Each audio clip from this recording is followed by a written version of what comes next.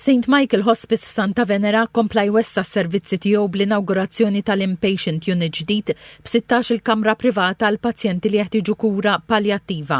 Il-kmamar huma mamra b'sodot apposta li jippermettu lil pazjenti jinħarġu bihom fil-ġnien privat tal-kumpless. TVM News u informat li s-servizz mistenni għajn madwar 500 pazjent fis-sena. Iċ-chairperson ta' Hospice Malta, Bernadette Bonici Kind, qalet li t-taqsima setajn biex it-taffit toqol minn fuq Mater Dei. Spjegat li hemm għatta kriterji maqbula mal-Ministeru tas-Saħħa u mat-tobba kollha biex pazjenti jiddaħħal f'din it-taqsima u mhux Mater Dei jew fl-isptar Serent Nimamo. Apparti minn hekk hawnhekk hawn ambjent iktar forsi familjari ta' dar biex ngħidlek.